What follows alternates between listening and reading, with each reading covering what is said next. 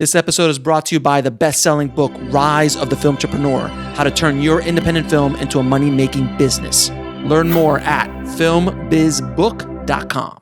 I'd like to welcome to the show Jerome Courshon, man. Thank you so much for being on the show, brother.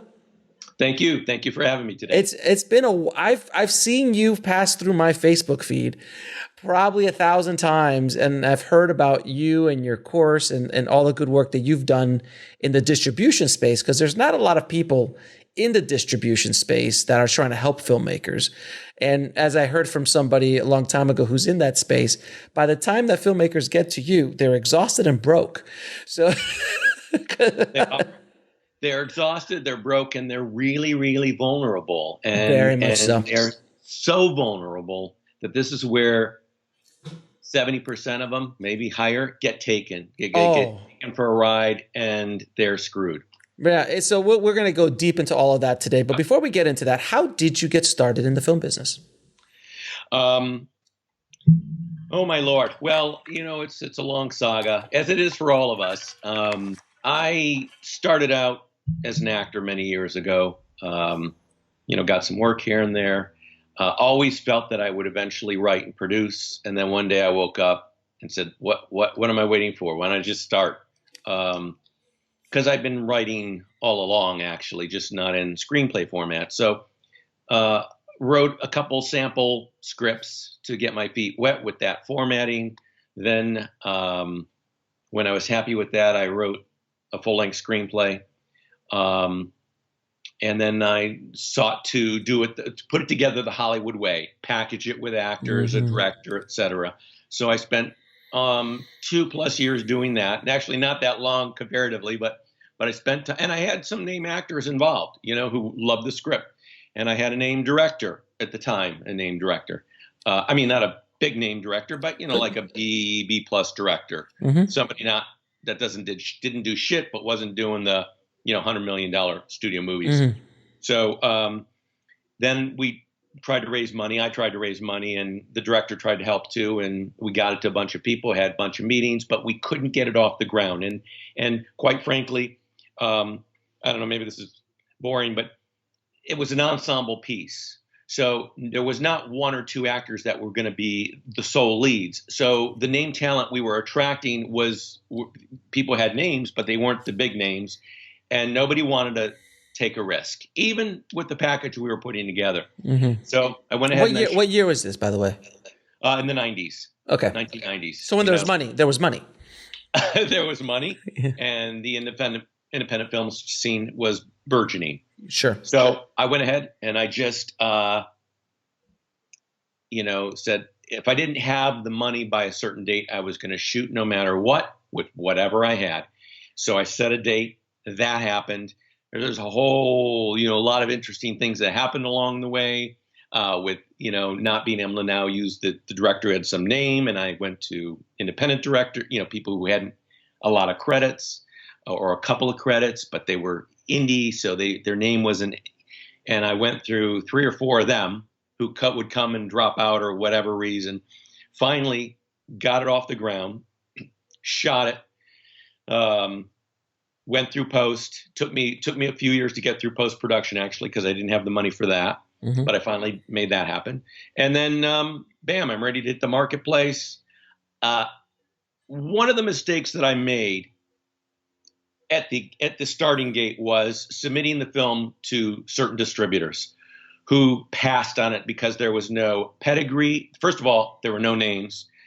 That's always a question I would get asked. And there was no pedigree. It was like, okay, it's a talking head slice of life picture with no names. So I got passed on by everybody I'd submitted it to. And I had just started doing festivals at the same time.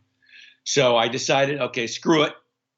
Pull back, quit submitting to distributors. Nobody told me that. I just kind of figured it out. I won't do that till I kind of get some press on it, maybe win some awards if I'm lucky. So I kind of ended up building this whole pedigree thing, which nobody was, I think, really using the word pedigree in relation to film. So I don't know that I came up with it solely. I think there was maybe one other person in the industry who might have referred to films that way. Anyways, I either usurped his use of that word. Sure. And my own. And As I will now start using it as well. Absolutely. As a matter of fact, somebody else who's now just getting into the distribution arena, I think I saw a class somewhere or something advertised or whatever, a talk, and they actually used the word pedigree. And I was like, right on. I don't care if they stole it from me or not. The fact that they're bringing it up and using it is important, because filmmakers don't even think about pedigree and what pedigree means to your potential buyers. Anyways, we'll get into that, I'm sure. So anyways, long story short, I built this pedigree, and then I started submitting it to distributors, and I was getting a much different response now. And I really learned firsthand how the way you position a film, the way you put it out there to your potential buyers, it's night and day difference between the two. So anyways, I finally got distribution. It took a while. I actually might have come close to getting, specialty arm distribution, because a couple of the big players who were interested, but I didn't play that game right. And that's a whole game in and of itself, about how to utilize interest, leverage interest against one another. I didn't do that right. Screwed that up. And, but anyways, I got distribution.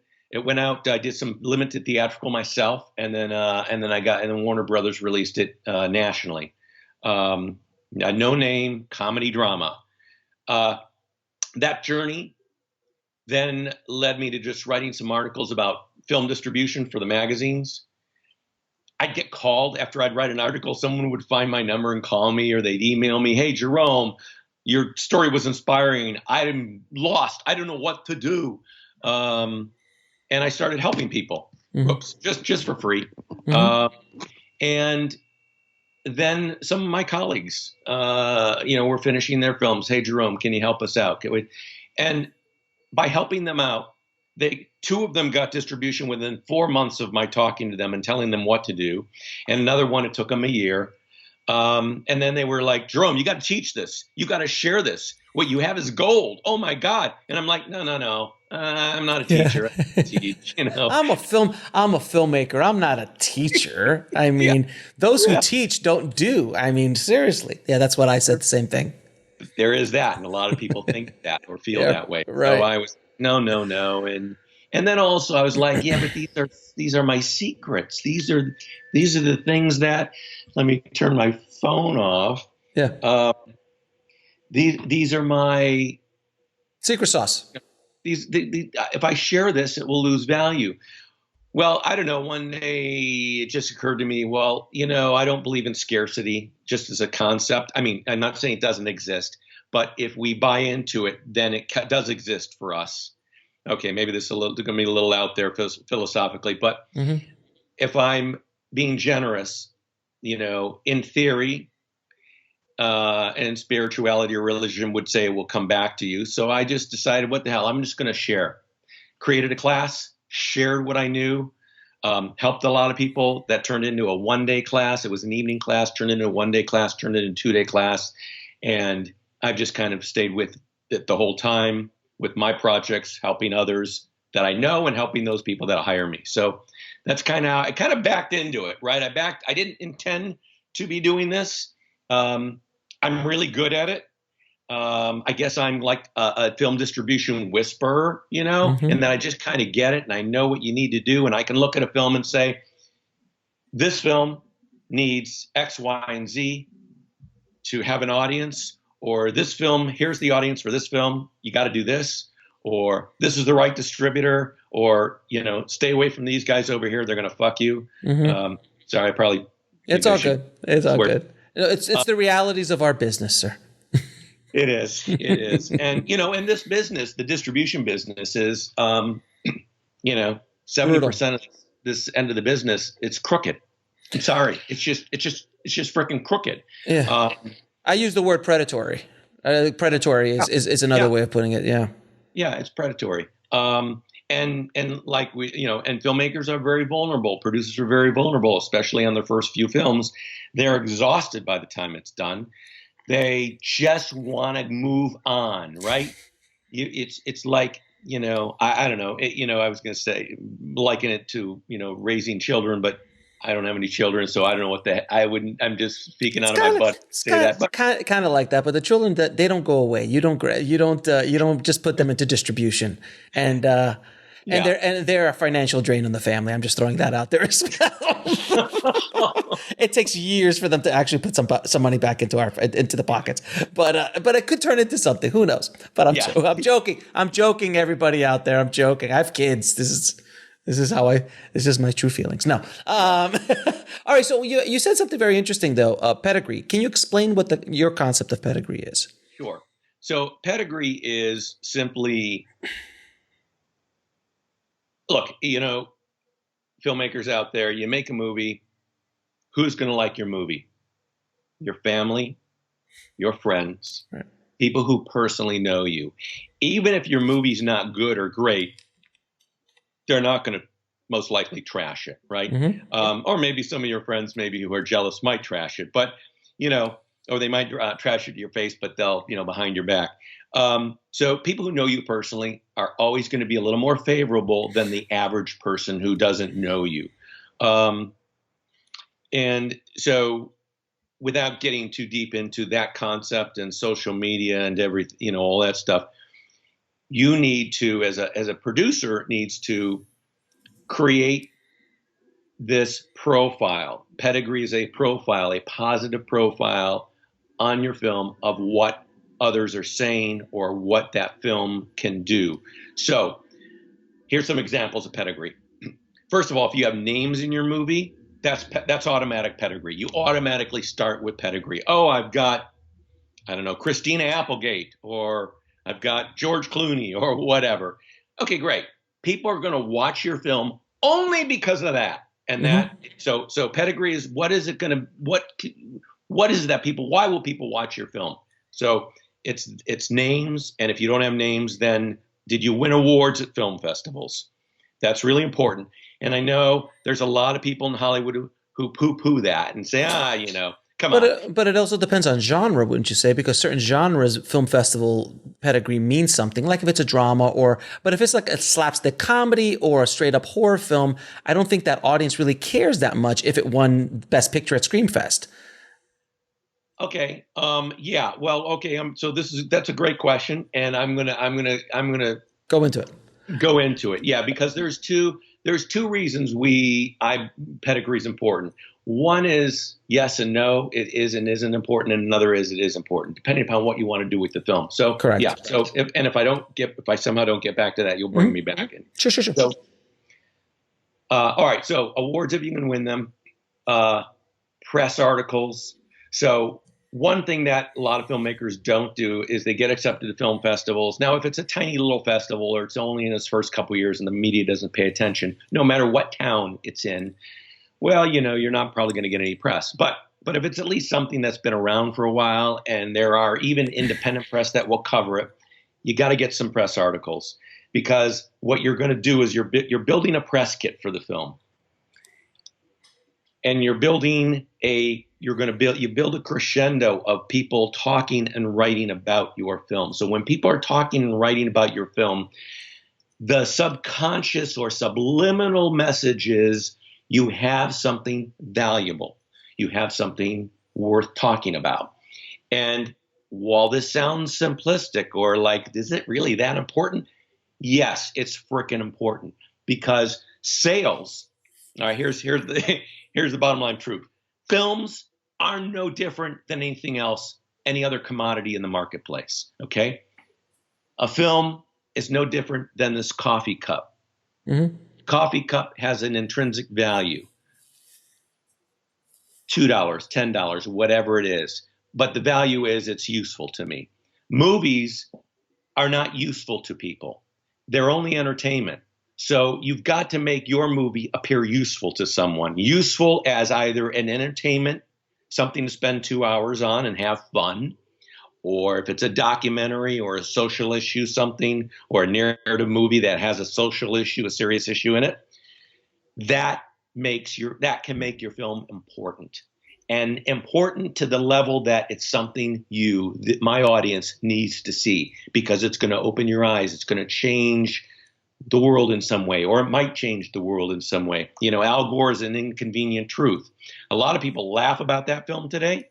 I mean, well, depending on one's politics. Mm-hmm. But you know what? That film actually really launched a serious conversation that, even though that conversation seemed to go away for a while, it was the start of a serious conversation that we are full blown in today about climate change. So anyway, and if you've got critics, now getting reviews at a film festival is really hard to do. But let's say the festival programmer writes up, something about your film and says, wonderful movie or whatever. Well, you know what? That's a quote. Wonderful movie, and the person's name and their attribution. If you're playing at, let's say, I don't know, the Chicago International Film Festival, you may get reviewed in the actual one of the daily papers there, or you'll be written up and about, the festival, and they'll talk about a few films. If your film is one of those films and the critic watched it and says something about it, pedigree. So all of this stuff does two things. One, it can help your audience decide whether or not to actually invest 90 minutes or 2 hours into your film. And two, let's say you want a distributor. You're not going to do a DIY approach, a do-it-yourself approach. If you want a distributor, having a press kit, physical and or EPK, that shows all this coverage of your film and how good it is, makes them salivate. It makes them salivate. You are telling them, you're communicating to them, this is a valuable project. This is a valuable movie. And they think, oh, I can make money with this. That's all you want a distributor to think is, oh, I can make money with this, if you're going after a distributor. And so, and if you're going after the audience, like a DIY approach, then you need to convince your audience in this country, in America, everywhere, spend 90 minutes with me. You're going to be entertained, or you're going to learn something, or this is worth 90 minutes of your time. Now, would you, so obviously actors do bring that pedigree, and they bring their audience with them. So, fans of George Clooney or Christina Applegate or Will Smith or something, people who know their history and know their work will be fans of what they do. And then they will go and watch this movie. And that's a kind of a deal that actors make with their audience. So that's why when like comedians jump into a drama and like, wait a minute, that is not what we know you for. We want to laugh with you, Robin Williams. We don't want you to do serious movies. But then when he does serious movies so well, they're like, well, okay, this is a new thing. But there's a kind of unwritten social contract that an actor has with his audience. Is that fair to say? I would say that's fair to say. Sure. This is an example from many years ago, but quite a few years ago, when Colin O'Brien was going to do, and I don't think this was his first live tour, but it was an early live tour, and he was on Twitter, and he had 1 million or 2 million followers. So, somewhat the early days of Twitter, and he set up this whole tour across the country, and he tweeted out once or twice. And every single show in every single city filled up, sold out, based on a couple tweets. And that got a lot of press. And everybody's like, oh, you got to be if you're famous, you got to be on Twitter. Look what it'll do for you, all this kind of stuff. So, yes, there is a social contract that if you like what I do or who I am, I'm going to just give you more of that. So buy a ticket. Right. So that's what you're buying into with actors. Now, when you're saying pedigree, film festivals definitely have that, articles and write in any kind of press you did. Like when I did my first short film, I was in 180, 200 film festivals. I was reviewed by Roger Ebert. I was reviewed by 200 news outlets. This is a short film with no stars in it. And I leveraged it, not knowing what the term pedigree was, but I was adding pedigree because I knew that there was nothing inherent about my 20-minute short film that people would pay money for. So that I created this kind of image, or kind of like a vibe of the film that people were like, well, wait a minute, if Roger Ebert wrote about him, and like I have to go see this movie. And then I created other product lines and things like that to sell the movie. But in today's world, I mean, I agree with you 100% that films should get pedigree. But if you're going after a distributor, which there's an inherent problem, which 70% of them are crooks. So that's a conversation to be had. Or if you're going to go down the DIY aspect of things, how important is, like, I know film festivals in the 90s had so much power, you know, putting Sundance on your film. And today, even if you put Sundance on your film, there is a definite pedigree. But it's not an automatic like it used to be. Like before, when you won Sundance, or were you even in Sundance, you just got distribution. Checks would flow from distributors purely because of it. Those days are not here anymore. Would you agree with that? Or they're different, at least? They're different. I would say they're different. So yeah, don't get me wrong. If I could get into Sundance and win it, yes. Absolutely, because you'll get a deal of some kind. Something, maybe. And that's not guaranteed. Well, if you win an award, you're probably going to get a deal at Sundance. I worked on a film in 2010 that they won 2 awards at Sundance, and they did not get a deal because of the kind of film it was. So it's a case by case basis. That's true. That's true. It is a case. I agree. It is a case by case basis, and I probably should not make a no exception rule here. Of course. But there are a handful of festivals that if you get into mean something serious, mean something significant, and possibly lead to you getting an actual reputable deal, a deal where there's a check written, et cetera, and they hand you your film. Now, one of the things that I talk about in my course, my 18-hour course, is and I talk about this in live classes too. So I'll talk about it here briefly. If you get accepted to, let's say, one of the top 3 film festivals in the world, and those are Sundance, Toronto, and Cannes. If you're in one of those, excuse me, you have to set the stage. Oh yeah. And basically create an aura, an environment where buzz can happen. So if you just go, and a lot of people don't understand this, filmmakers aren't marketing experts, so I get it. We all, we know that, and so they're a little weak on this. But if you get into Sundance, if you just, oh, great, I'll show up at Sundance and I'll sit in my first screening. Won't this be great? I'll be all right. I'm going to be a rock star. I got to choose between the $10 million offer and the $20 million offer. That's going to be the problems I have at my festival. And so you don't do anything. You don't get a producer rep. And by the way, I hate producer reps, and they're useless for most films. And we can talk about that later if you want. But in the case of Sundance, and I'm talking about maybe one of the handful of important or reputable important producer reps, if you don't have one of those who helps you build the buzz before the screening, or one of the sales agents from one of the top agencies in Hollywood, or, there are a lot of things that one has to do. What you want to do is create buzz about your film before it plays at Sundance. I'm talking weeks before. Sure. A month before, when the films are announced. And if one does that, and there's a lot of different ways to do that, then when you go, all the acquisitions representatives from all the major distributors will be at your first screening if buzz happened on your film before that. They're going to be there. That'll be their top on their list of what they got to see. It'll be at the top of the list. And if they are, and if you built this buzz, they're going to be there, and a deal's going to happen. Most likely. What filmmakers don't understand is they don't understand that game and the psychological process, the psychology that happens at film festivals like that, where buyers will buy stuff even if the film isn't great because their competitors are aiming to get it too. So this is why, in the nutshell version, this is why a lot of films that get bought at Sundance, or in the past were bought at Sundance, and then they get released theatrically and they kind of die at the box office, and the general public goes, huh?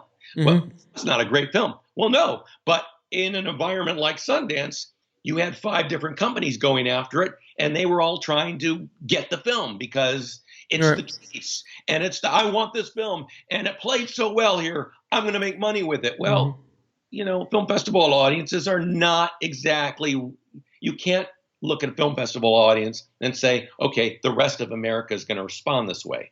That's a whole nother issue. What was that movie that got sold to? I forgot I think it was Fox Searchlight. It was a record. It was $11 million. It was the slave movie, the slave rebellion movie, and it died. It died. 12 years as a slave. No. That was no that 12 Years a Slave. There was another one. Exactly. You don't even remember, but it won Sundance and was sold. It was a record. It was a record sell. This happened like maybe 3-4 years ago, but it was a perfect example of that bidding war mentality where it was $11 million purchase and it died. I think Nate, the guy who was the director, there was a scandal about Birth of a Nation. There it is. Birth of a Nation. That one. Yes. Yeah. So that's a perfect example of what you're talking about, of like this kind of thing of everybody, I need to have this movie, but it ended up not doing very well. Well, yeah, and this scandal didn't help, but did not help. But unfortunately, when you spend $11 million, there's no way to vet that situation. So it was a huge risk. How could have Fox Searchlight even known, if it was Fox Searchlight, but how would a company have known spending $11 million that this was around the corner? So it killed that movie, Sure. which is unfortunate. But I have a question for you. So I understand this concept was for the top 3 film festivals, or even South by, or maybe Tribeca. There's a few top tier festivals that mean something in the zeitgeist of Absolutely moviegoers' eyes. Like Tribeca is a name, South by is a name. There's a handful. There's not many. Venice, Berlin. There's a handful. Correct. But that is for like the top 1% of 1% of filmmakers. What happens for the rest of us? Okay, this is why pedigree. This is why I, we'll talk till I'm blue in the face about pedigree, because if you can't get into one of the top festivals, and you're right, Tribeca and South by Southwest are in. I would put those at 4 and 5, respective. Sure. Well, Tribeca and then South by. Seattle. I probably throw Seattle in there. Austin Film Fest. I'll throw a few others in the Venice, top 10. Berlin. Yeah, Venice, Berlin. Yeah. Telluride. Yeah. It's a handful. Very notable pickups in the past. Mm-hmm. Juno was discovered at Telluride. Mm-hmm. So this is why and you're right. Most filmmakers are not going to get into the top festivals. So what do? Okay, you go to the second tier festivals and you build the pedigree through the second tier festivals. And let's talk about, because I didn't get back to that one, the why, is are awards important or not, and who are they important for genre, depending on the genre, right? Yeah. And you look, if you've got a horror film, you don't need 10 awards. You don't need a lot. If you've got a good horror film with no names in it, fine. There's an audience for that. It's a genre film. Genre films don't need pedigree necessarily, because people will watch it regardless. Because it's genre, it's a built-in. The genre itself is the pedigree almost. It's almost the audience that's going to watch it regardless. And horror is infamously very forgiving. The audience will watch almost anything. Right. Yeah, exactly. There's a built-in audience for genre films. Mm-hmm. It's just when it comes to comedies with no names, dramas with no names, comedy dramas, romantic comedies, coming of age, any of that stuff. Period pieces, all that kind of stuff. Period pieces, exactly. Anything that's not genre, documentaries, anything not genre needs help. So if you build pedigree through the second tier and third tier film festivals, there really are tiers. Oh yeah, absolutely. What you're basically doing is you're setting yourself apart. You're doing a number of things. One we've already talked about, pedigree for the purposes of the other is that you're setting yourself apart from the 5,000 other independent movies that are made every year. Every year there's 5,000 plus movies being made. Mm-hmm. So, if your movie is in the marketplace, you're trying to get distribution for 2 years. Now you're up against 10,000 new movies, not just 5,000. So it's kind of festivals are often seen as a curation process by distribution executives. And so if you show up at their door with a film that won 5 awards, or 1 award, but it's got all this great press, versus the person that shows up with nothing, a little DVD in an envelope, or a link to a private Vimeo link to where they can see the screener.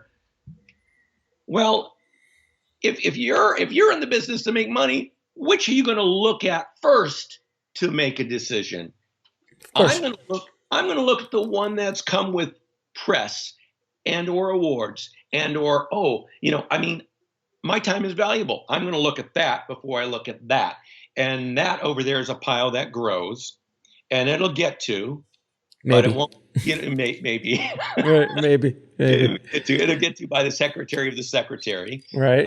Who may not be in a good mood that day. So your independent comedy doesn't make her laugh, and she's like, "What the? No, I pass." And her boss goes, "Fine, send out the pass letter, whatever." You're going to look at the stuff that looks like, wow, this might be something here, and so it's a curation process. And distribution people, look, they're buyer, they're salespeople, but they're buyers, and they understand what sells. So if you have, I'll probably digress a little bit, but if you've got a title that's interesting and you've got a movie poster that looks good, those are two of your most important assets, along with building pedigree, to get people to say yes to you, distribution people, or eventually your audience. And I don't know how much we want to get into the movie poster, Sure. but a lot of filmmakers, they just throw things together. Oh yeah, I constantly preach. I'm like, hire a trailer editor, please. Yeah. Just because you've edited for 20 years doesn't mean you're a trailer editor. There's a specific art form to trailer editing, and if you're going to go to 99 Designs and get a poster, get a bunch of great graphic designers who understand movie posters to bid against each other and design something for you at the lowest end. At the highest end, spend $500 to $1,000 on a guy or girl to design a real movie poster who has credits doing a movie poster, because it is immensely important. It is what people see. I always tell people that trailers and the poster are seen by much more people that will ever see your movie. And it's so important, and it will be the driving factor in so many ways. Now, I do agree with you in regards to things that can set your movie apart. So pedigree meaning actors set your movie apart. If I've got Brad Pitt in my $500,000 independent movie, I promise you someone's going to look at it because of the pedigree that Brad Pitt brings to the table. Everyone will look at it. Everybody was like, "How the hell did you do this?" And then that's a whole other conversation. But so if either actors or pedigree, meaning press, festivals, possibly depending on genre, and then also just genre itself is a pedigree depending on what you're trying to sell. If it's action, if it's sci-fi, if it's horror, that's another thing that makes you set apart in regards to the marketplace.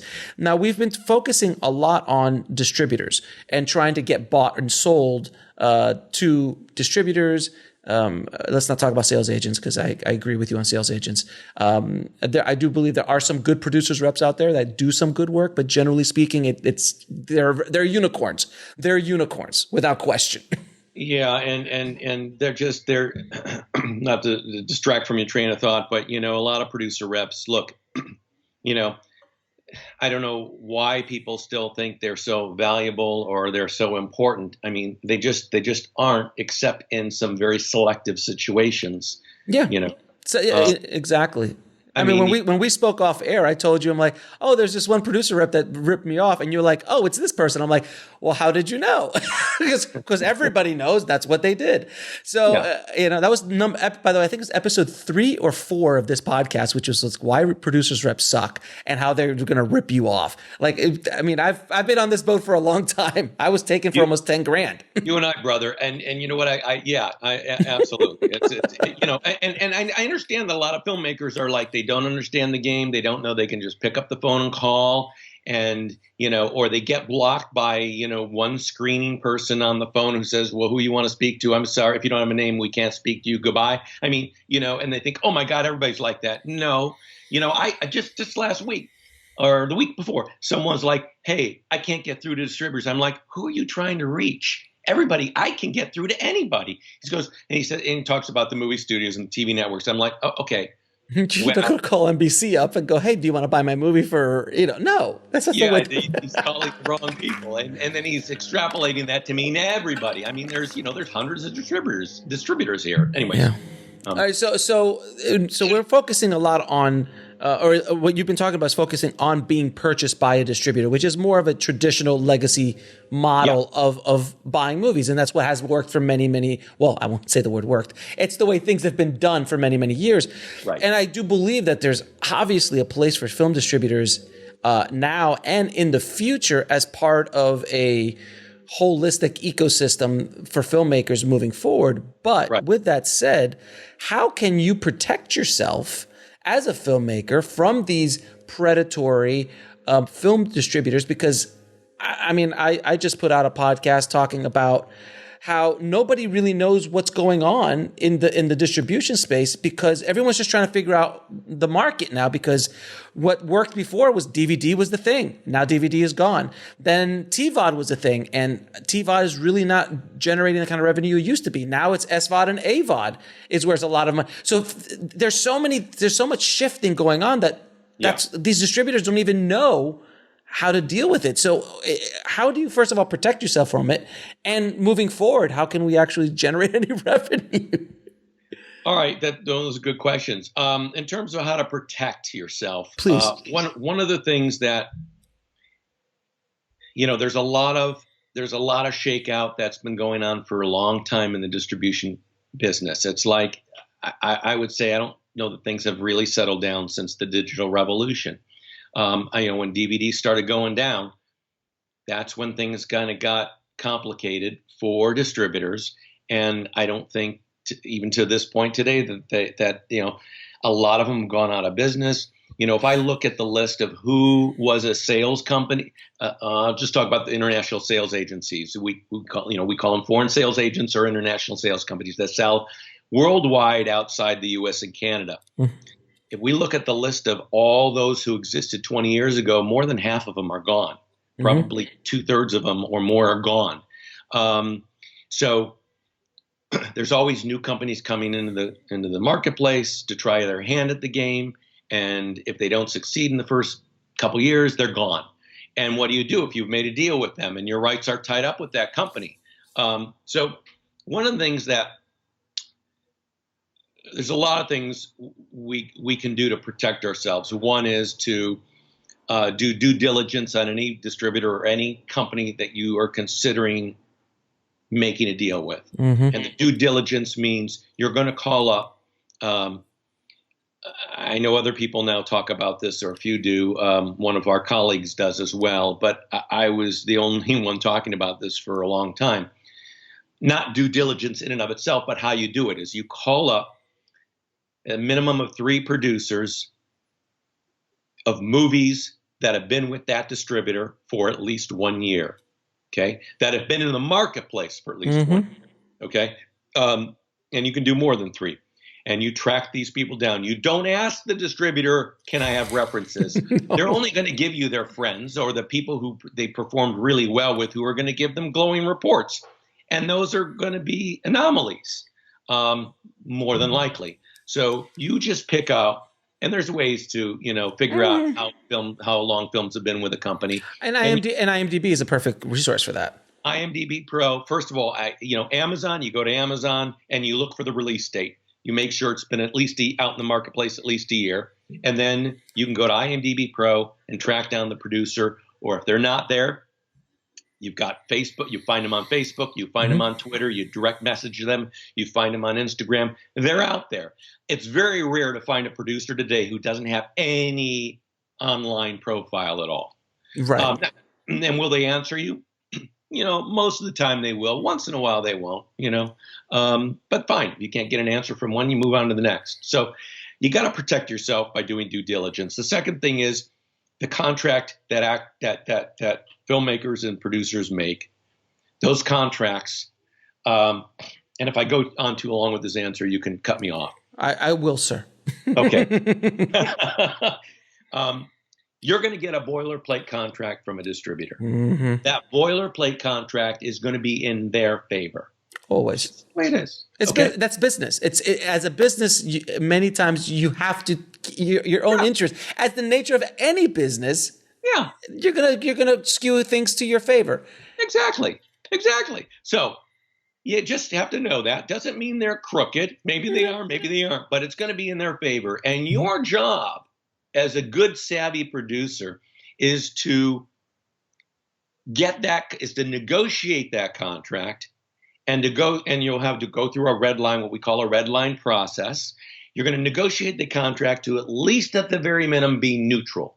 No more favorable to the distributor and no more favorable to you. That's a minimum. If you can get it favorable to you, frickin' great. And that's the negotiation process. And so distributors, they understand this. They understand the game. They know the business. If they get a filmmaker who comes to them and the distributor gives them the boilerplate and the filmmaker signs it without negotiation, they know they have a sucker on their hands. And you're going to get ripped off most likely, because that contract it's just not good for you. If I could tell a story, there is a specific distributor who will remain nameless, but we all know who that distributor is. They work very heavily in the independent space. They put out 40, 50 movies a month, which is a whole other conversation we could talk about. And I had a friend of mine who had a horror movie who's, I think, now in 100 some festivals. Like he's going hard in the festival circuit. He's won tons of awards. And it was a small movie, it's a micro budget film, but he's done very, very well. He's already made money with it and all that kind of good stuff. He called me up and he goes, here's the contract that this company gave me. And I looked at the contract, 15 years, $100,000. Actually, I think it was $200,000 marketing cap, 200 for marketing cap in there. And I mean, just those two things alone was enough. And I said, no. And I always call it, if you sign this, you're making a non-deductible non-tax deductible donation to this company.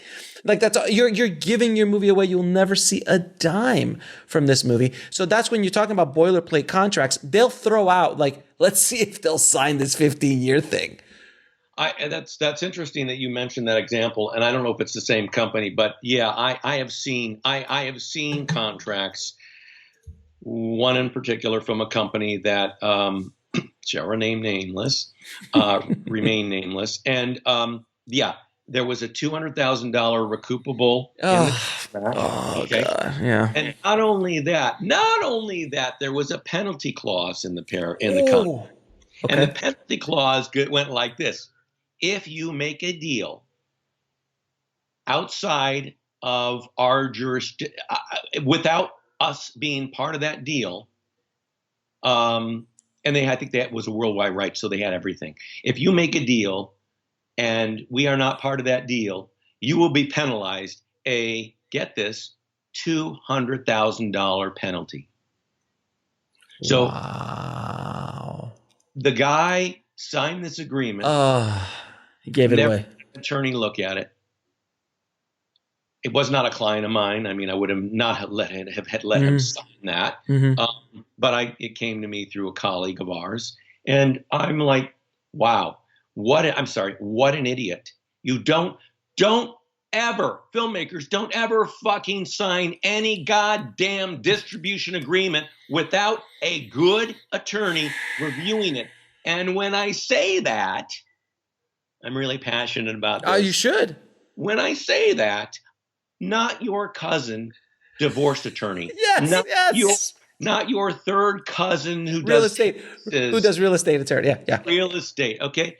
You need an entertainment attorney, and that entertainment attorney, and you have to qualify them, has to really understand distribution today. And so you have to qualify that before you hire them. And it's not that much though. I mean, we're talking about it's like $500, $700 tops to an entertainment attorney to look over a contract. It's not. Yeah. In the grand scope of the movie, it'll be 2 to 4 hours. Okay. Right. Whatever. I mean, and if an attorney will only work with you got to send me a $5,000 retainer before I look. No. It doesn't cost $5,000 to have your agreement reviewed. Yeah, $1,500, under $1,500 is generally a good place. I'd agree with that. With that. So, I think that it's really important to take this to heart, and for the folks out there, hearing this for the first time, and most likely those entertainment attorneys who really understand distribution, you're not going to find them in Omaha, Nebraska. Mm-hmm. You're not going to find them in Boise, Idaho. You're just not, and I no disrespect to any entertainment attorneys who there are some in various disparate parts of the country. Mm-hmm. Most likely you're going to find them only in LA, maybe New York. I'd say, it depends on who in New York. There's some in New York, possibly Chicago, maybe, but that's arguably New York and LA. LA is going to be the best place. I probably wouldn't hire. I'm from Chicago. I love Chicago. I wouldn't hire an entertainment attorney to review my distribution. I would agree with that. I would agree with that. So you've got to go with someone who's in the mix, looking at this stuff all the time, seeing how things change, how terms may change and be defined. So that's a way to protect yourself as well. And then the other thing in which you brought up, don't sign a 15-year deal, anybody. Don't 15 years, are you crazy? Your movie's going to make the most amount of money it will probably make in the first couple years. Yeah. Okay, 2-3 years. Yeah. Can it continue to make money? Yes, it can. It can on Amazon Prime. It can in other places. Depends on the profile, the movie, who's in it. Does someone in it who's a no-name become a name? They get on a TV series and they're a regular on a TV series. Sure. Are you doing marketing every once in a while for the hell of it? I mean, there's a lot of things that can cause your movie to continue to make money. But so the first couple years, don't sign 15-year deals. Just don't do it. Have clauses in the agreement that, here's an example. If the if the company goes belly up, they file bankruptcy, they go out of business, or purchased, and that's a separate scenario for that.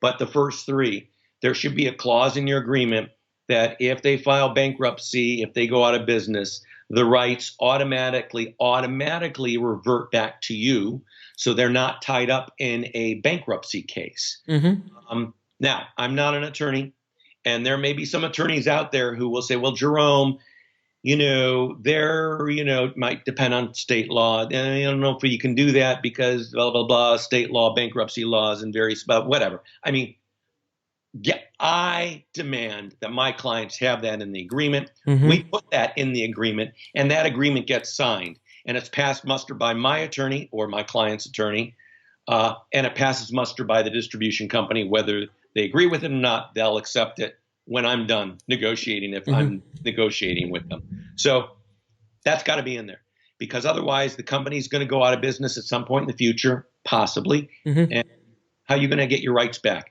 That money goes into a black hole. If it's a bankruptcy, that money goes into a pile of money that the creditors, descend upon, and cents on the dollar and blah, blah, blah. All right. So in today's world, would you agree that a lot of the stuff we've laid out is with distribution companies buying your movie? If in today's world, I found, at least from my experience and just from my walkabout through this business, and just dealing with talking to people and talking to filmmakers and hearing these stories, I find that the distributors right now, it is a buyer's market, because there is so much content out there that they will just throw out these ridiculous deals and go, if you don't want it, there's 10 other horror movies walking down the street this hour. That will sign the deal. And if you don't like it, I don't want to deal with you. So there's a lot of, what do you suggest for filmmakers like that? Because like if I can't really negotiate the deal, and if you have no other options, what do you do? Well, okay, I don't know about the no other options. No, there's plenty of other options, but there's always another distributor. There's always somebody else who will give you a deal. But is it going to be a favorable deal? Are you going to be able to generate any revenue with that? I don't believe that filmmakers and producers should be making deals that are not going to be favorable. Now, right. When a client comes to me and says, "Okay, Jerome, here's what I got, and here's what I want," the what I want's really important. I want to know what their goal is, what they need to achieve. Because some filmmakers may come. I do have some people who come to me and say, okay, I have a mortgage on my house and I need to generate this amount of money. And either it's realistic or it's not, and then we'll talk about that.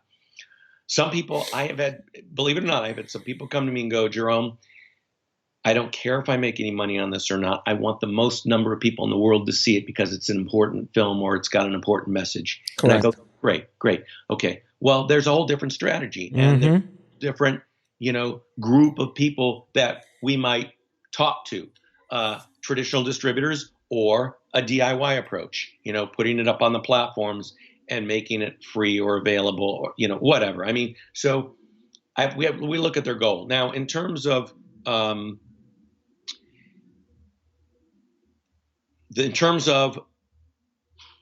I just lost the rest of your question. In regards to not having any other options, and I do agree with what you're saying, because every film and every filmmaker has different goals. It could be money, it could be exposure, it could be a bunch of different things. But if there is no other option on the distribution standpoint, or I don't know, it's a tough question to answer. I can't even answer it myself. It's like you're running against the wall because it's such a buyer's market. Where do you go? What do you do?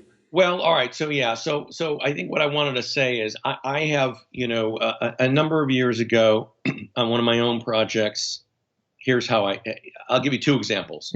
A number of years ago on one of my own projects, I was about to make a deal with a foreign sales company out of England to handle the film for the world outside of U.S. and Canada. And we were in the middle of negotiation of a contract that I'd gotten.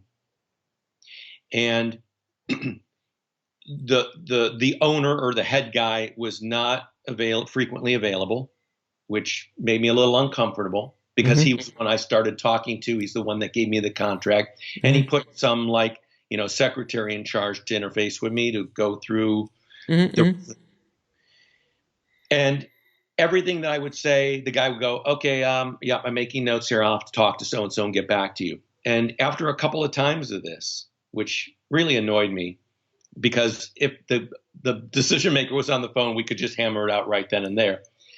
After a couple of those, the guy says to me, listen, the boss says you have to make a decision and we have to sign this agreement by Friday or the deal's off. Now, I didn't like that. That's not the way that I do business when it comes to this kind of thing. It's a pressure tactic. It's a make the deal I'm offering you or, goodbye. And you know what? I said goodbye. Fuck you. Bullshit. Okay. Yeah. You're going to play that kind of a pressure tactic when we can't come to agreement on certain things in the agreement. I'm going to get screwed. Now I don't want to, I know anybody out there, you get to Sundance and you've got 5 acquisitions people after you and they're pressuring you and whatnot. It's a different situation. Please don't apply what I just said to that situation. It's totally different scenario. Yeah, because that is pressure. Look, we're going to give you $5 million, sign it now. And your movie costs $250,000. Right. Sign this deal now. That's a different conversation to have. And I hope we all one day have these problems. But generally, should I take 5 million or 7 million for my Sundance winning film? I really don't know.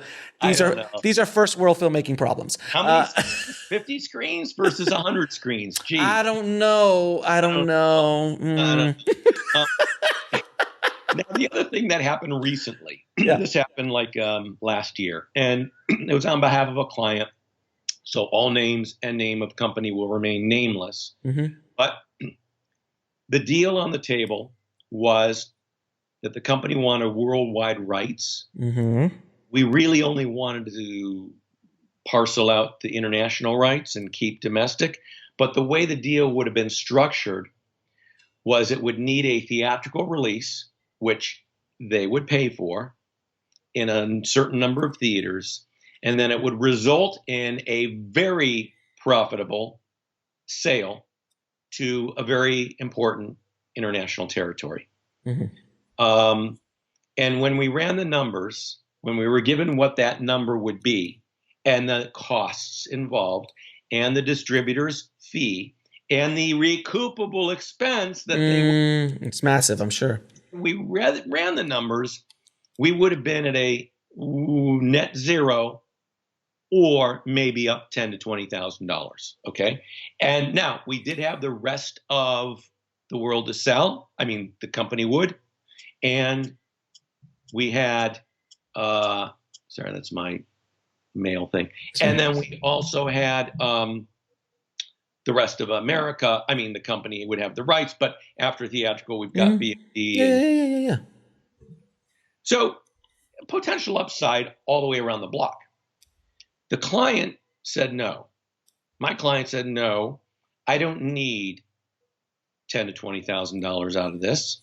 We still are going to have to market this thing domestically. We're still going to have to do marketing for VOD. Where's the money going to come from then for that? You know, 10 to 20,000 isn't going to cut it if we even have that. Now, this distributor, this sales company, was not a crooked one. They have I think, a fairly reputable reputation. Mm-hmm. The client said, I'm not happy with this. I said, I don't blame you. Let's move on. We walked away. Now, we actually did say, we did come back. I mean, we had a couple of counters, and one of them was, listen, why don't we make the deal and we'll give you X, Y, Z, and you just let us have this. And the guy was like, no, I need worldwide, and I'm not negotiable on the recoupable expense amount. Well, then we walked away. Bye. Yeah. What do we do next? Well, then there's always another place to do it. But so would you agree that a lot of times these distributors will ask for worldwide, but they're not particularly good at selling worldwide. No. They just want them. So like maybe their strength is and their contacts are US and Canada and North America, but they'll go, I want worldwide because I just want it. And I could just maybe, I know a guy maybe in England or maybe somebody in Germany I worked with once, but the rest of the world is really not going to, or the opposite is that distributor is excellent internationally, but really doesn't have a strong connection here in the States. So would you, I always, advise my clients as well is to, if you can piecemeal it out, if you can carve up rights and literally from SVOD, AVOD, TVOD, being able to sell it on your own website. It all depends on the movie, depends on what the recoups, what money you need to, like if it's just a $3, $4, $5 million movie, different conversation than a $50,000 to $300,000 movie. Sure. It's a different conversation. So would you recommend, and how would you recommend carving up rights and how distributors deal with that? Because in today's world, there's a lot of distributors who are realizing they're like, dude, you don't know anything about SVOD, TVOD, or AVOD. You're just going to go through an aggregator, which we will get to in a second. Okay. You're just going to go to the same aggregator that I'm going to go to, but you're just going to take 30 or 40% off my top. So why would I give you those rights unless you have a direct relationship or there's some special deal or you have, how many territories are you going to get on Amazon? Are you going to get the same 3 that I can get by just uploading it to Amazon Video Direct? Are your per hour SVOD numbers any much different than the ones that I would get if I just uploaded it directly? Or do you have automatically 68 territories around the world with favorable, SVOD number, per hour number that I can't get because you have a relationship?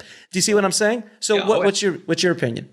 Well, and I'm glad you bring this up because I actually have 2 articles that deal exactly with this at my website. Okay. So the website is, for those of you who've never heard of it before, or heard of me before, you'll find 2 articles under the left-hand column where it says free stuff. It's where articles and some previous videos, interviews, and all sorts of stuff is there. It's all free. It's at my website, distribution, what's one word, distribution.la. So not .com, but .la. So everyone should read those 2 articles. Just send me those links and I'll put them in the show notes. Good. And I talk about how my preference, generally speaking, and I advise this generally speaking, is not to make worldwide rights deals. Now, over the past few years, that's what every company in the game wants now. And they want it because they're trying to protect the bottom line. Yeah. Because the revenues have gone down in different ways in different territories and even domestically, they're trying to get a piece of everything they can. But you're right. all these international sales companies, they don't know, they don't do domestic distribution. All they're going to do is farm it out to the handful of people. I mean, they'll solicit the handful of people they know. And if one of them takes it, great. If none of them take it, they might just stop trying, or they'll just hand it off to an aggregator in the U.S. And then they'll handle international. But they get a piece of that. Bullshit. Why? Now, I'm not I'm not like, that's my rule, I never break it. Of course. There are some companies out there who have a track record, as you point out, where they may want worldwide rights, but you know what? They actually do their best to really generate as much income as they can everywhere. And there could also be a good MG for that as well. That's minimum guarantee for people who don't understand that. So if you get a good minimum guarantee or a nice upfront payment, that says a lot in today's world. If you're actually getting an MG at all in today's world, that actually says volumes about what the distribution company thinks that they can make with the movie, right? Right. Yeah, absolutely. But also bear in mind that sometimes when these companies say, let's say, so I have a client who recently got $50,000 on his horror movie from a distributor up front. That's probably all the money he'll ever see. He'll never see him. Yeah, and you have to think of it that way too in a lot of ways. Think of it that way. It depends on the company. Depends on your due diligence. But there are a number of companies out there that if it's the right film, they may pay you 10, 20, 50 as an advance. But you'll never see a dime. That's it. That's all you're going to get. And if you're okay with that, and some people are, fine. If you're not okay with that, don't make that deal. There's another company. I don't want to get sued, so I won't use their name, but they have an output deal with Sony Pictures. The owner of that company is a crook. Right. Another company that existed, back in the double O's, with an output deal with Warner Brothers. They made millions and millions of dollars, filed bankruptcy. Those millions and millions of dollars were never found. It was never determined where that money was spent. Screwed a lot of filmmakers. Those filmmakers had their films caught up in bankruptcy court for I don't know how long. And he now has a company with an output deal with Sony Pictures. Obviously. And I had a client who came to me. I've had a few people come to me asking me, what do they think about the deal? And this one client, it was a $50,000 deal. And he said, I'm going to get $50,000 as advance. I said, look, this is the guy. He's a crook. You can look him up online. You can read about him. And if you're okay only getting that 50, you can make the deal. I'm fine with that. But if that's not okay with you, I promise you, that's all you're ever going to see. I promise you. And by the way, you're not going to get a $50,000 check. He'll break it up over like payments over the course of the next 2 years as well. That's something that they don't tell you a lot of times. Yeah, and I don't accept that either, because what if they go bankruptcy in a year and you only got half of what you were supposed to get? Correct. Get it up front, or get it within the first few months. Get it before your film is released, because if your film once they release your film, if it tanks, they're not going to pay you. So get it before that in the deal. So anyways, I don't know where else we were going with the crook. We were talking about the crook, and cutting up rights and cutting up different rights. Yeah. It was a long night last night. Sorry, folks. I didn't get my full night of sleep, so I go off on tangents. So let me stop, because we're going to get to the aggregator in a second, because there's an 800-pound gorilla in the room. There's an elephant in the room. If you not 800-pound, there's an elephant in the room that we need to discuss. But I got a client the other day who sent me this deal from a sales agent, and I was absolutely blown away at the audacity of this deal. It was just so creepy. The deal was this. Can I see that deal? It was so, the bullet points on it were just so like, really? Right. So the film was, it's a low budget film, kind of genre-esque, but not like a super action or anything like that. So very well put together, nice film, no stars, some maybe international faces, but no stars. And the sales agent was going to take 20 to 25%. Okay. He was going to own it for 5 years. Yeah. Okay. Own it. He would basically own the film for 5 years. So he basically becomes the middleman So they can't do anything with the film for these 5 years. This man now becomes the owner of the film for 5 years and takes not licensor, but owner. Licensor for 5 years. Okay. For all intents and purposes, they are locked out of their movie for 5 years. Okay. Based on this. So he licenses the film from them. He gets 20% of whatever money he can bring in. The creepy stuff was he owns the IP for those 5 years.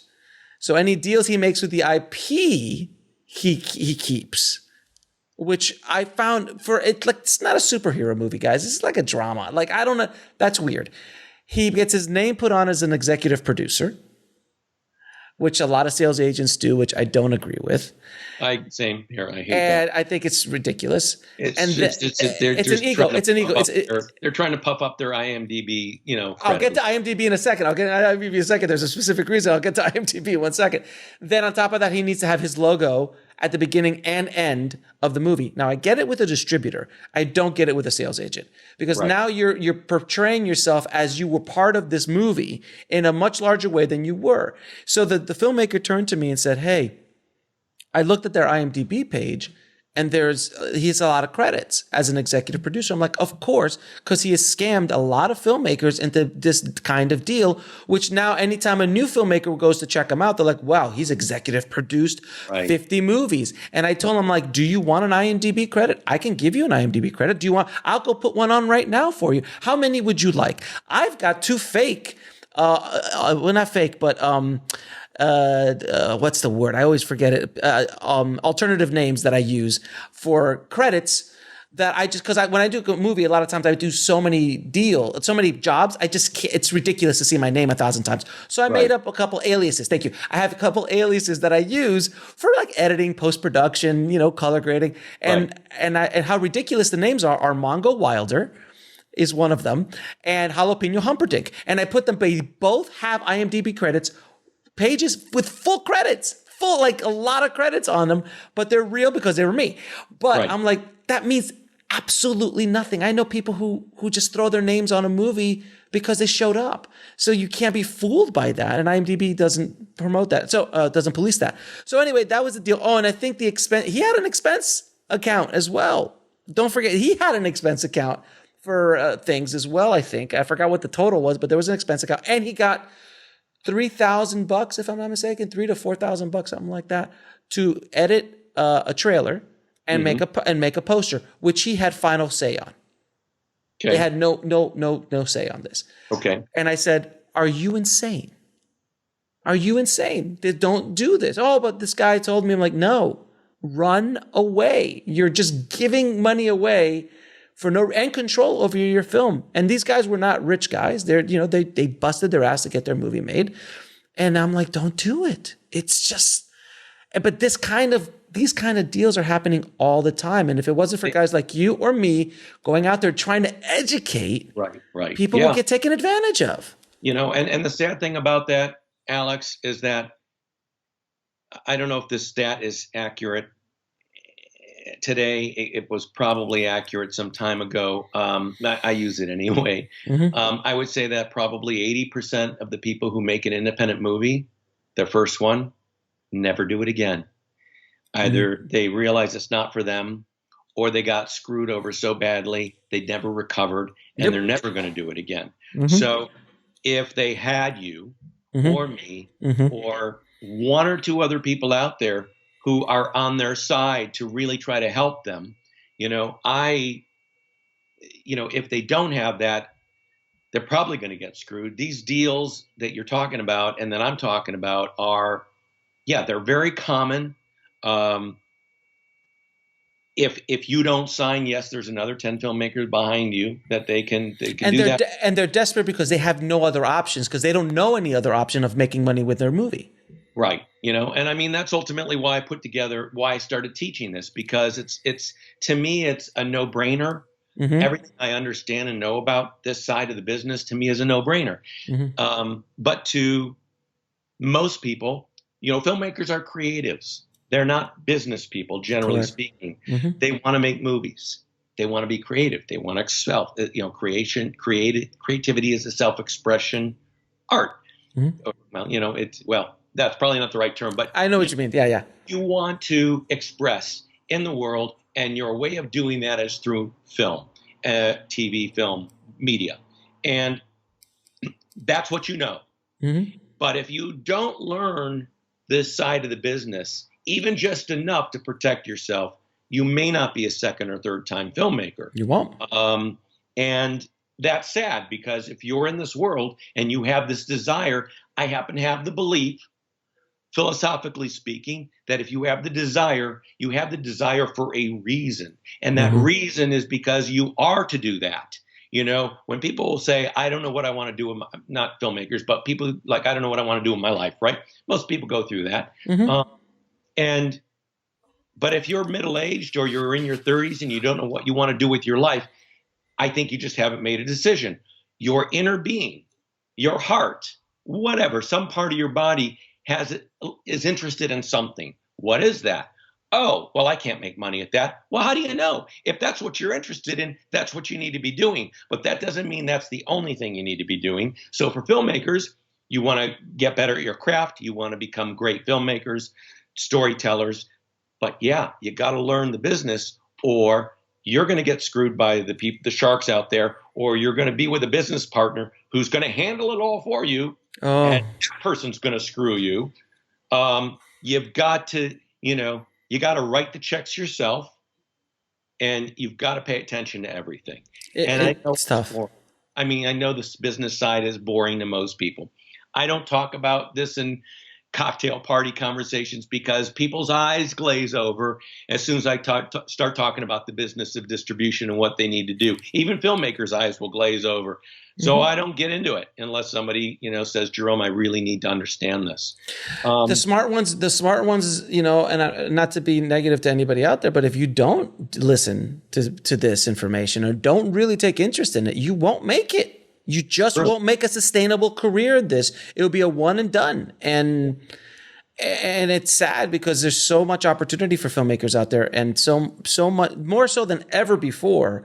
But there's also a lot more competition, and there's a whole other thing in regards. Yeah, but I mean, I came up in the '90s, during that whole Sundance, independent film craze, where every week almost I felt that there was a new lottery ticket, a new Cinderella story was happening. If it was Rodriguez or Tarantino or Kevin Smith or Steven Soderbergh or John Singleton, and then the list goes on, Richard Linklater, the list goes on and on and on.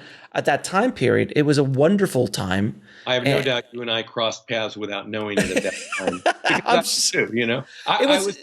I was a good time. Dance in 1994 when at the first screening of Clerks. Wow, that was awesome. I was like, here I am in the theater, in Park City, black and white screening, sound a little fucked up, very rough. But at the end of that, I said, wow, this film has an audience. This film is a good film, and this film is going to make noise in one way or another. And it did. And it did. It did. Yeah. And it was, but those were the days that checks were flowing from a person who shall not be named, who was a catalyst for a lot of these careers back in the day, because he was the 1,200-pound gorilla at Sundance or in the business at that time. But I already like potted plants. Is that true? Oh, yeah, I think we're talking about the same guy.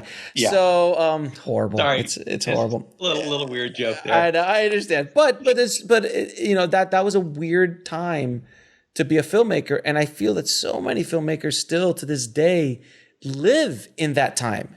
They make their movies with that model in place.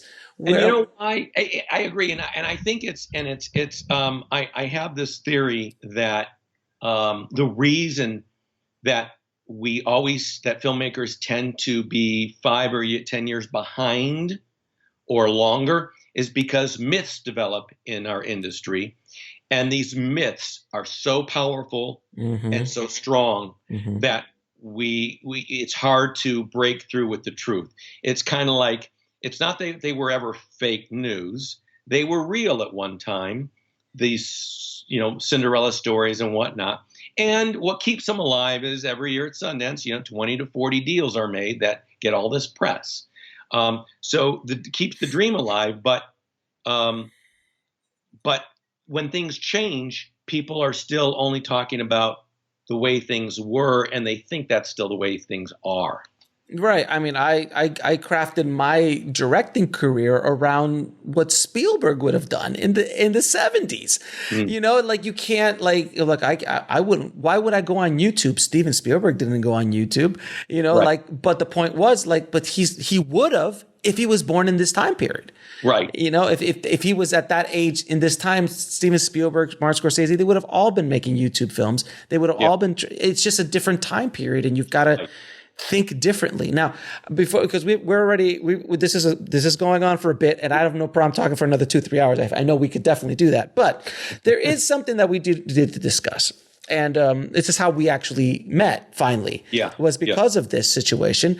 And the elephant in the room is Distributor, and what the ramifications are of what has happened with Distributor, how it will affect not only independent filmmaking, but distribution as a whole moving forward with these the new gods that before it was DVD, it was VHS, then DVD, right? You know, cable, VOD for, you know, satellite. And there were these different masters that we kind of, you know, we had to serve as filmmakers. Right. Now those masters are streaming services and platforms so we can get the movies out to the public.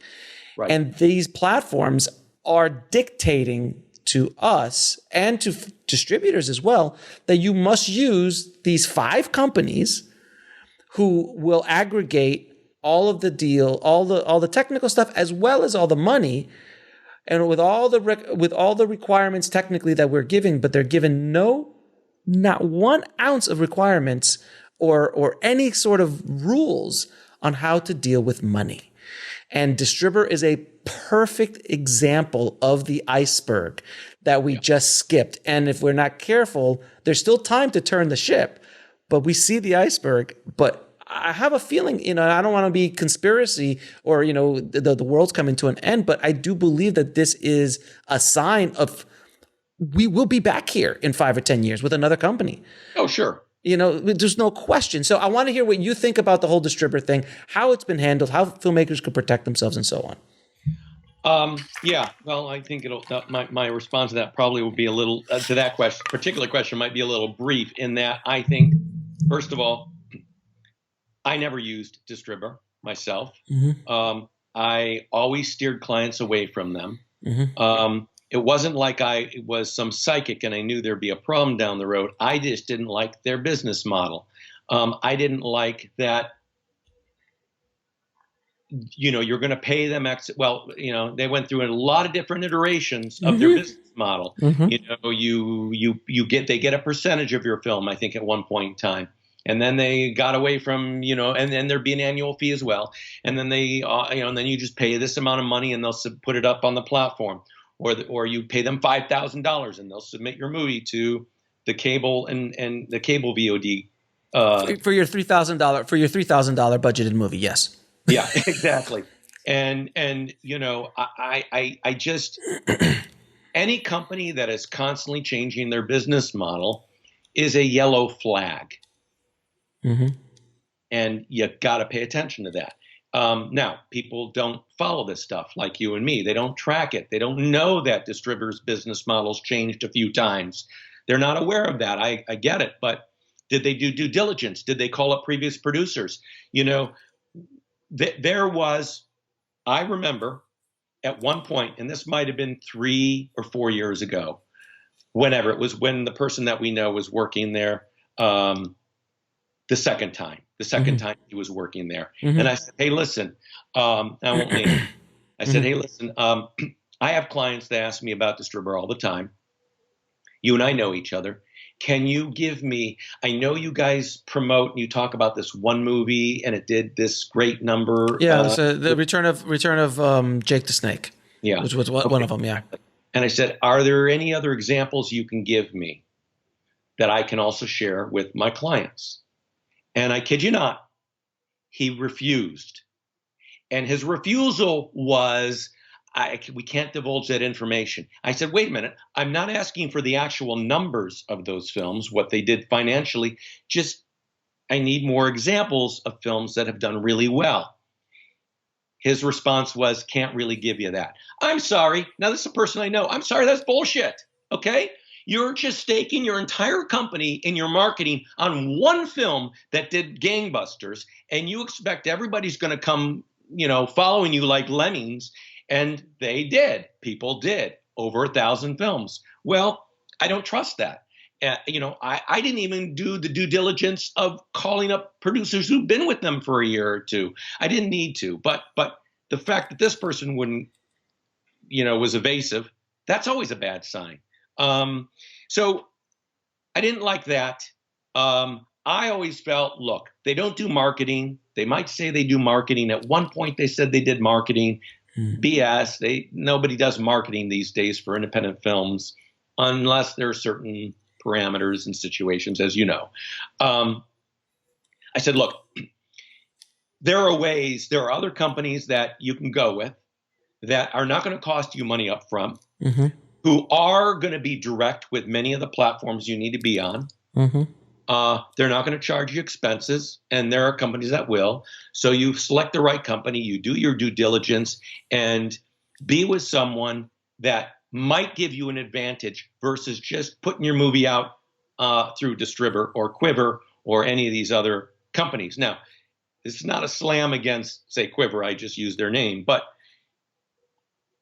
if you don't have a marketing budget, I mean, this gets in another topic, and I'll just say this, and I don't know if we'll have time for it. But, you're going to release the movie yourself. Take a DIY approach and use one of these platforms. You need to have a marketing budget. You need to have time to market. You've got to have things to market your movie. You can't just put it up on platforms today and expect that you built it and they will come. That the Field of Dreams, build it and they will come. Well, you know what? That was true to a certain extent decades ago. That's another myth that exists today. If you build it, they will come. No, not anymore. They'll It's come too much. Yeah. 5 or 10 times, and you've sold them to come. So I think that with Distributor, I don't know because I never used them. I don't know what their TOS said, their terms of service. I have asked the question to people I know who've been with them. They don't remember ever signing an agreement. They don't even remember if they checked a box that said, I agree to the terms of service when they submitted their money. If they didn't, and if there was no agreement signed, then, and I think people following you are doing this, then you get you demand that their films, if they want, to be taken off the platforms. Because there is no agreement. There is no agreement. And if somebody says, well, there's an implicit agreement, I'm sorry, I got that from an attorney, I think in your group. I don't agree. There's no implicit agreement. If you didn't sign something with Distributor, but you gave them money and they put it up on the platform, they don't have the rights anymore. They don't have the rights, period. Even if you have the signed agreement with them, they don't take rights. They're just an aggregator. Yeah, they're just it's like basically saying I took my movie into this post-production house, and because they edited the movie, they own it. It doesn't work. You're paying for a service, and that's all it is. One of the stories that I promoted very heavily on my show was Range 15, which was that military zombie action movie comedy that went through them, and they made $3 million using Distributor, and that was another case study that they used a lot. I think that was the one that they told me about that the person would only refer me to. Yeah, right. So I had Nick on the show, and I've spoken to him, and he's in my new book and all of that stuff because it's a good model. But there was a lot of things that his case why it made it work, which is his audience, how he marketed. He's very savvy. He was a businessman. There was a niche audience that they've been cultivating for years. Like there was a lot of things. I mean, they raised $1.2 million on crowdfunding on Indiegogo to make this movie. Like there's so many anomalies that made that work. If those things are in place, could this be redone? Absolutely, and even a smaller or larger scale, depending on the audience and so on and so forth. But I spoke to him recently, and he's like, yep, Distributor owes me money too. So it's not like he's like, yeah, I guess they're going out of business. They owe me money too. They've got a lot of their money out of it already, and they've already partnered with a foreign distributor to sell their movie outside of the U.S. and so on. But they've already made their money, but they're still owed money as well. So no one's immune to this. I know there's Netflix producers right now who are owed money. and that's a whole other mix and conversation to be had in regards to it. I agree with you 100%. They're like, even the recent model, I think, was you had to pay $20 every quarter to get paid. You had to pay $20 to get a check. Right.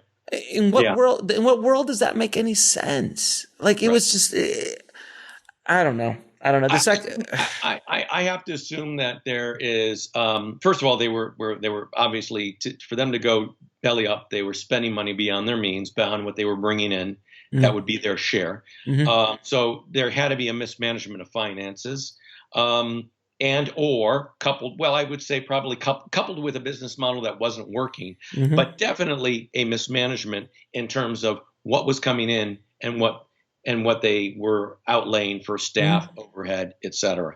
And maybe there's some corruption there too. I don't know. Certainly mismanagement, maybe corruption. If there's mismanagement, with millions of dollars, generally speaking, you're either completely an idiot, or you're incompetent, or there's some other stuff going on, and we don't know. We can't say that yay or nay on either one. But I mean, the one thing I do find that was very funny, and I don't even think I told you this, is because the movies that I submitted those 2 films for a client, and they were charging me on a monthly basis. I called my bank up and said, if this guy's tried to charge me, block it. And then I got a letter saying, they tried charging me.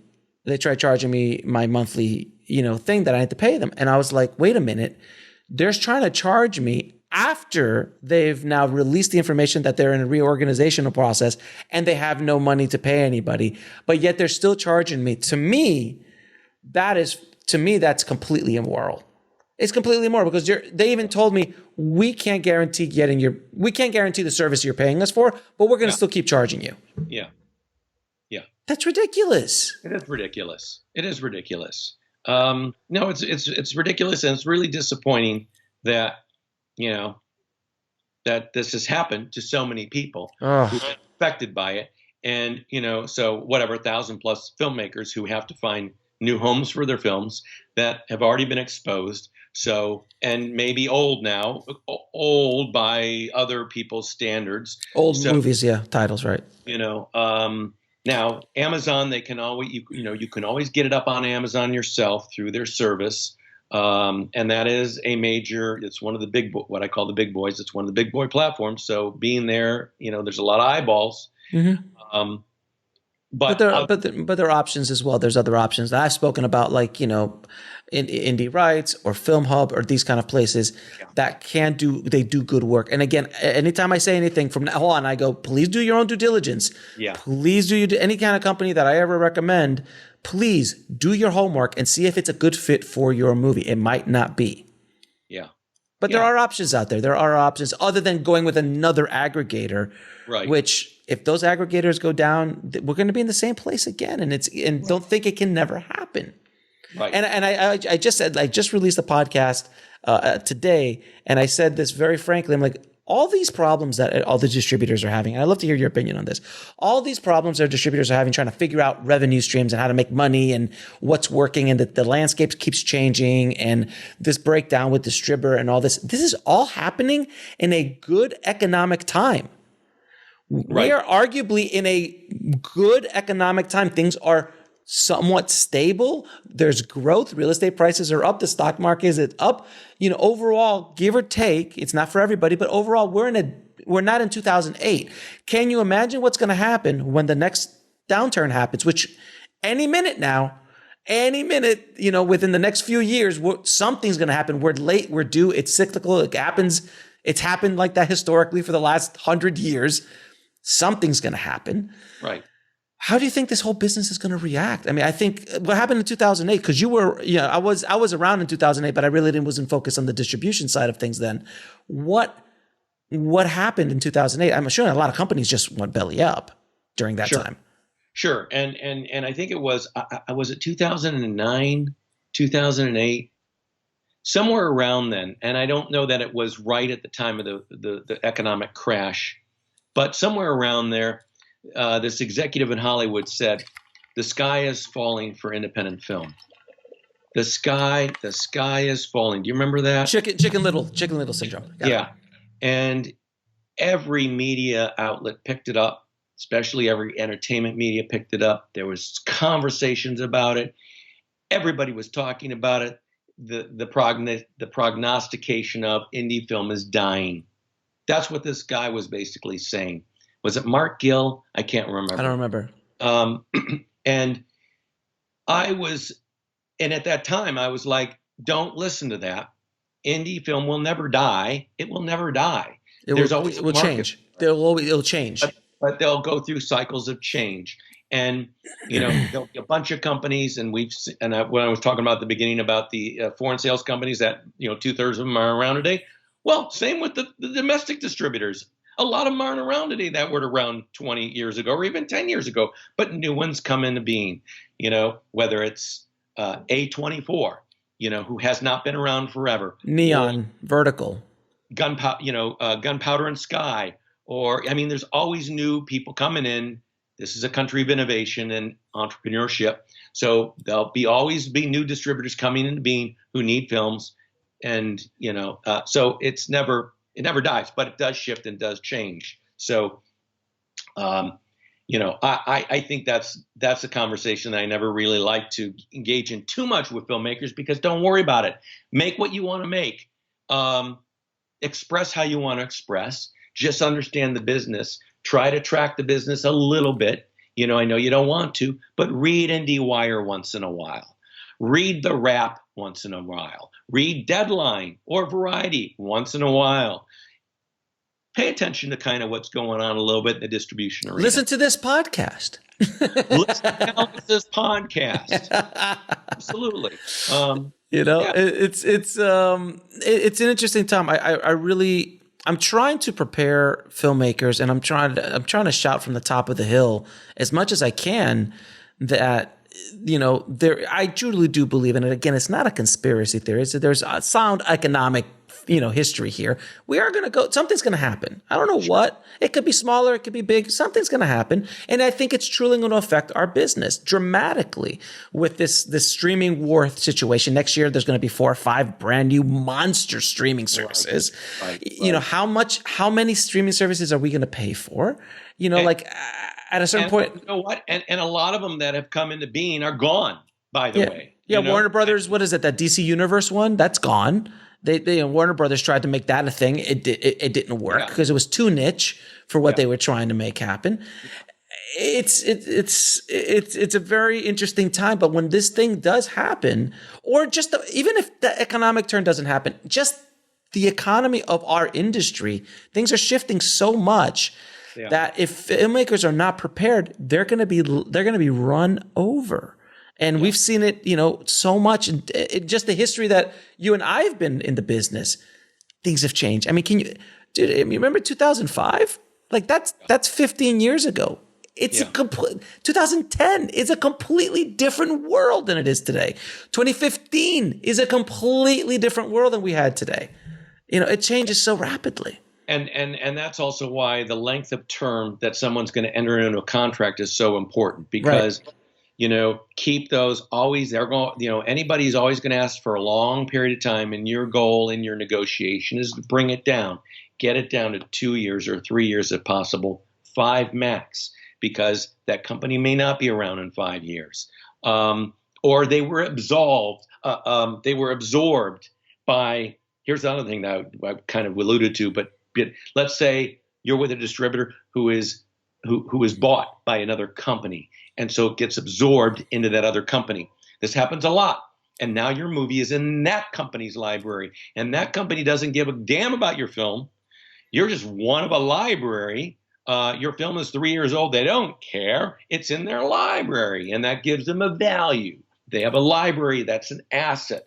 So you don't want that to be long, because you want it to be as short as possible. So when that's done, you can now do your own thing, put it up on Amazon yourself, whatever, because things will change and new opportunities will come around. And if your rights are tied up forever, you can't execute any of those newer opportunities. Would you recommend that filmmakers try to include a performance clause?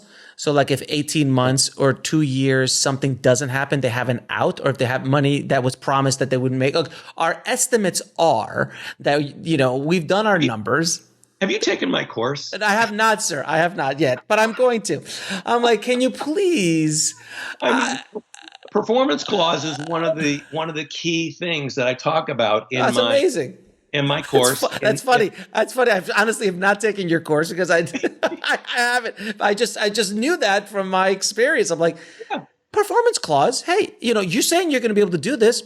Put your money where your mouth is. Yeah, absolutely. I'm really big on them for international sales companies, because they're going to give you, if you ask for it, you should ask for a chart of minimum maximum amounts that could be gotten for your film by each territory, and you should negotiate a performance clause, and that basically means that the film has to generate this amount in sales within this time frame, whatever you negotiate, the number of sales and the time frame.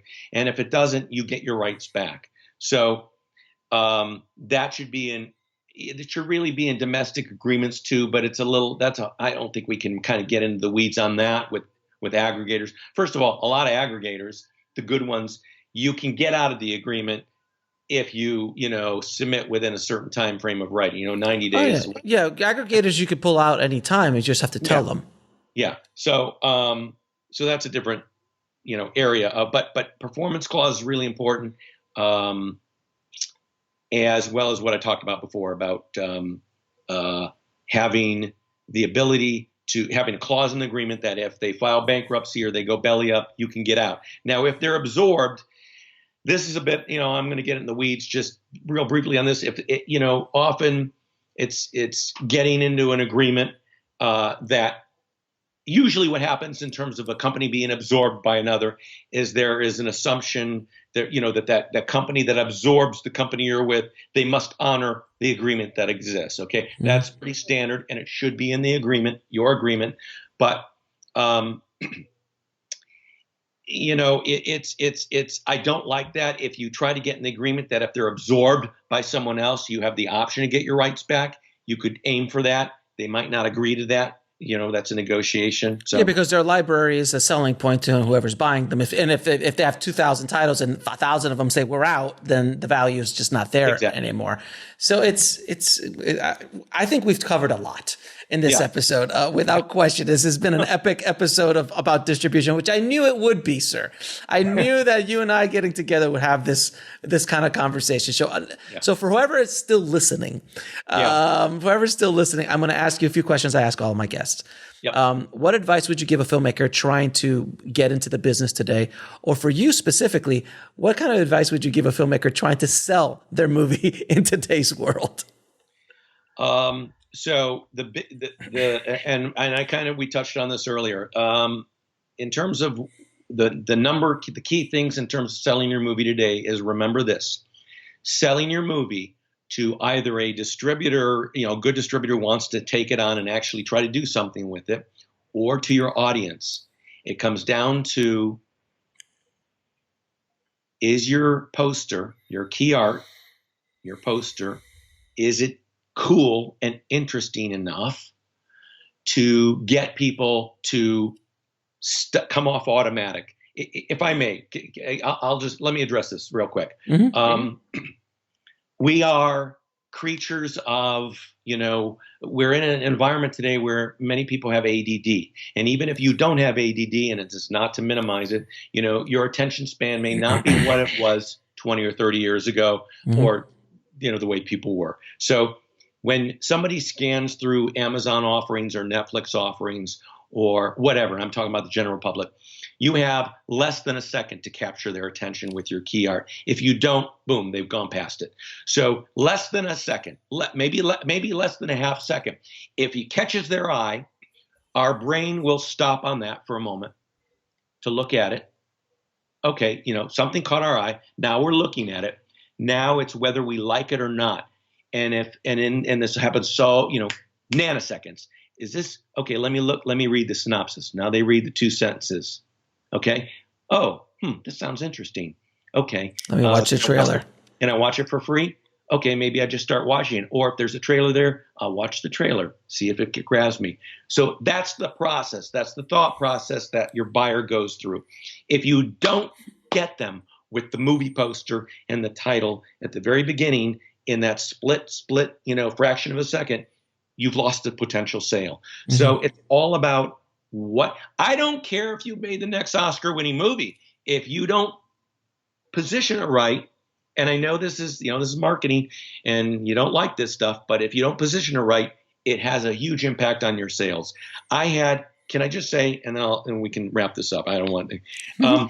A client of mine had a trailer that I didn't love. I didn't think it was really effective, but they didn't want to spend the money.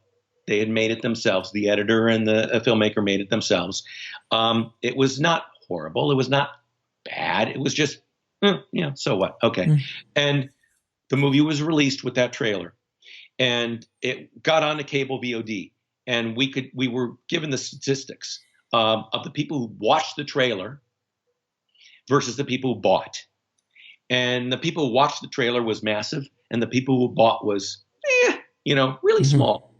And I said, that's our evidence. We have a trailer that is not converting people. So, finally they executed and made a new trailer and spent $5,000 on it. It's a much better trailer now. But it's a little late in that part of the process. You need to have a really kick-ass trailer, because that's the final sale. I mean, that's the final tool to convert this. So that's the advice I have for you guys. And perfect example to illustrate what you were saying, the Shawshank Redemption, the worst marketing campaign ever for arguably one of the best films ever made. Yeah. The title was horrible. Yeah. The trailer didn't seem like it was, it's a period piece about some guys in a prison. It's called Shawshank. What the hell's a Shawshank? And why does it have redemption? It was a horribly put together marketing situation, but arguably one of the greatest films ever made. So that's imagine if that would have been presented differently and would have had a different name. It would have done a lot more money up front in the box office, though it's done okay on VHS. because of who was involved in the film and the studio behind it, and also the time period it came out, where it was VHS still, it was still cable was a thing, and people found the movie, and there wasn't as much competition. It would, in today's world, I think it would still stand out, but there's just so much more competition for the eyeballs now. It'd be tougher for it to find an audience. So. We're in a tough time in history, but yet a very wonderful time in history. Absolutely, the democratization of distribution has been a good thing and a not so good thing. It's got its positives and its negatives. It was the same thing that happened to me in post when Final Cut Pro showed up, and it didn't cost $1 million for an editing system anymore. Right. That was great. But then all of a sudden, everybody's an editor. Everybody's doing it. And it becomes, as you said, a buyer's market. Yeah. Right. All right. So what is the lesson that took you the longest lesson in the film business or in life? Oh, my God. You should ask me before so I could actually think about it. The biggest, maybe one of the biggest lessons for me in the film business is have a great entertainment attorney who understands distribution. I talked about it before, and really and is qualified to look at distribution agreements and make them great for you. And that doesn't mean they're going to negotiate everything for you. I actually think the filmmaker should generally be the one to do the major point negotiation, and then they can do the red line and the minor stuff. But I think that's one of the most important lessons, because that determines whether you're going to see money or not at the end of the day. And I've made so many mistakes in my career in this industry. That's a mistake that I had made at one time. Hiring producer rep 2 different times was another big mistake I made. So learning not to do those things. I mean, learning to do that.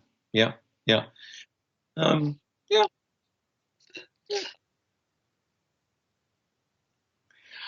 Oh my lord, only three? Only three?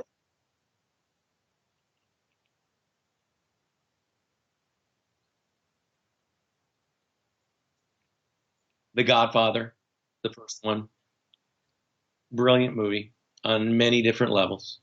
Apocalypse Now, brilliant movie, many different levels. Groundhog Day, brilliant movie. And you know why that movie's so brilliant? Well, in my view, it's so brilliant. Not only is it a fun and interesting and constructive and hilarious movie, there is a deep message embedded in that movie. That message resonates with people. Not everybody, obviously. I've had some, people I know, some women friends are like, I didn't really. Well, no, because it's about the transformation of a man, which they're not identifying with, but it's a transformation. Movies that, yes, the theme of the first two, but I also really get into movies where there's a transformation that occurs. Another one I would throw out there is Local Hero from the 1980s. It's a transformation of a person, man, but a person from being materialistic and money to, oh, there's more to life than that, which is so universal, I think, for a lot of people. Well, maybe in our country, not so much for everybody, but, you know, hopefully. Yeah. Sure. So my website is, again, one word, distribution.la. That's where I can be found. I can be contacted through there. My email, I can be contacted through there, and my email address is jerome@distribution.la. There's a lot of stuff there. I mentioned before free articles and some interviews there. I also have, I have a course that's on 9 DVDs, which will be eventually gravitated and moved online, so people can watch it digitally. And it's a course I update periodically to stay current. So if you want to know the A to Z of what you really should know as a producer, the course is a must. I get into the weeds only where necessary. I'm not going to teach you about the theory of distribution and all this weird, behind the scenes stuff. No, it's what do you need to know to have success, to make money with your movie, not get screwed. That's basically it. So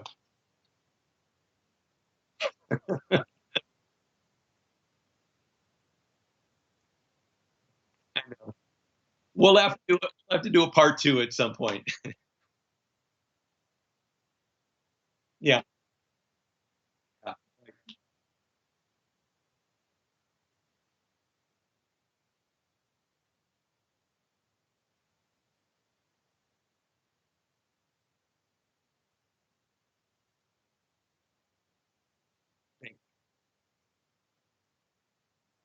Thank you, and thank you for your service as well, doing the same thing. I mean, we're both doing the same thing, and and people benefit if they take good information to heart. So, it's great. Thank you, sir.